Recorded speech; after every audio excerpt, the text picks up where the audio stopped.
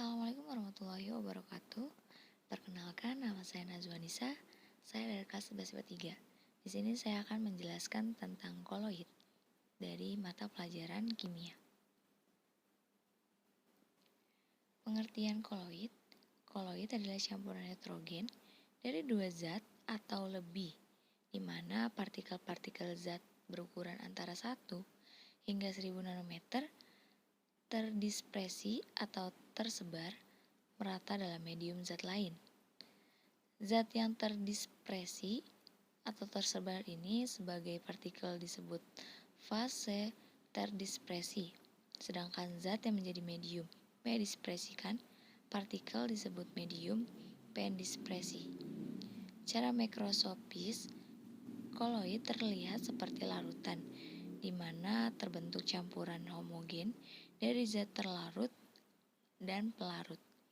Namun secara mikroskopis terlihat seperti substansis, yakni campuran nitrogen di mana masing-masing komponen campuran cenderung saling memisah. Warna pada zat berasal dari warna pigmen yang sebenarnya tidak larut dalam air ataupun medium pelarut lainnya. Namun demikian, cat terlihat seperti campuran yang homogen, layaknya larutan garam, dan bukan seperti campuran heterogen layaknya campuran pasir dengan air. Hal ini terjadi sebagai cat merupakan sistem koloid dengan pigmen terdispersi dalam air atau medium pelarut cat lainnya.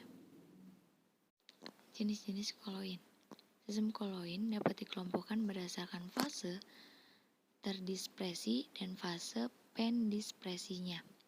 Berdasarkan fase terdispersi, jenis koloid ada 3. Antara lain itu ada sol atau yang disebut dengan fase terdispersi padat, emulsi atau yang disebut dengan fase terdispersi cair, dan buih atau yang disebut dengan fase terdispersi gas. Koloid dengan fase pendispersi gas disebut dengan aerosol. Berdasarkan fase terdispersi dan pendispersi, jenis koloid dapat dibagi menjadi 8 golongan seperti pada tabel berikut.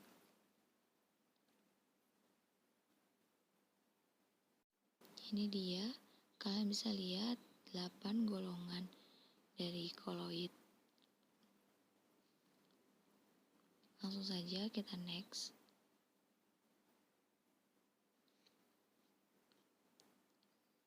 Sekarang ada sifat-sifat koloid.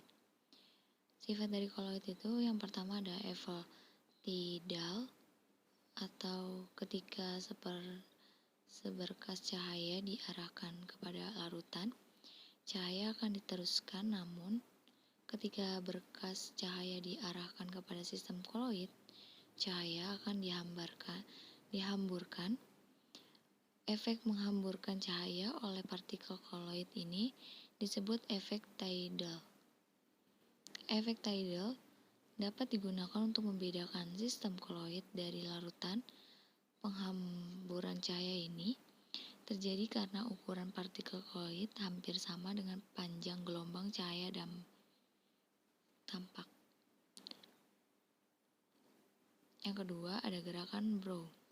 Secara mikroskopis, partikel koloid bergerak secara acak dengan jalur patah-patah atau zigzag dalam medium pendispersi. Gerakan ini disebabkan oleh terjadinya tumbukan antara partikel koloid dengan medium pendispersi. Gerakan acara partikel ini disebut gerakan Brown. Gerakan Brown membantu menstabilkan partikel koloid sehingga tidak menjadi memisah antara partikel terdispersi dan medium pendispersi oleh pengaruh gaya gravitasi. Next, membuat koloid. Adsorpsi. Partikel koloid dapat menyerap partikel-partikel lain yang bermuatan maupun tidak bermuatan pada bagian permukaannya. Peristiwa penyerapan partikel-partikel pada permukaan zat ini disebut adsorpsi. Partikel koloid dapat mengadsorpsi ion-ion dari medium mendispersinya sehingga partikel tersebut menjadi permukaan listrik. Yang B-nya ada elektrofluoresesi. Partikel koloid dapat bergerak dalam media listrik. Hal ini menunjukkan bahwa partikel koloid bermuatan listrik.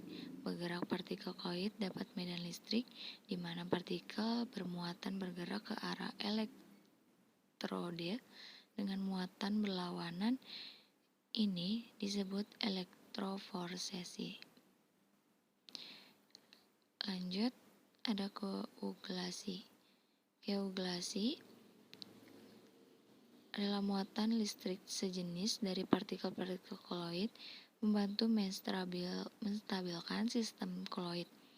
Jika muatan listrik tersebut hilang, partikel-partikel koloid akan menjadi tidak stabil dan bergabung membuat gumpalan. Proses pembentukan gumpalan-gumpalan partikel ini disebut koagulasi. Setelah gumpalan-gumpalan ini menjadi cukup besar, gumpalan ini akhirnya akan mengadakan akibat pengaruh gravitasi. Koagulasi dapat dilakukan dengan 4 cara, yaitu yang pertama ada mekanik, yang kedua ada menggunakan prinsip elektrofluoresesi, yang ketiga ada menambahkan elektrolit, dan yang keempat, yang terakhir yaitu menambahkan koloid lain dengan membuat perlawanan di mana kedua sistem koloid dengan muatan berlawanan akan saling tarik-menarik dan saling mengadsorpsi sehingga terjadinya koagulasi.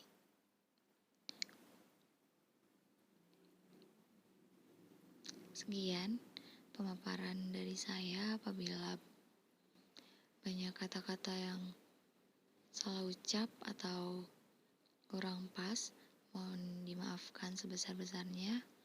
Wabillahi taufiq wal hidayah. Wassalamualaikum warahmatullahi wabarakatuh.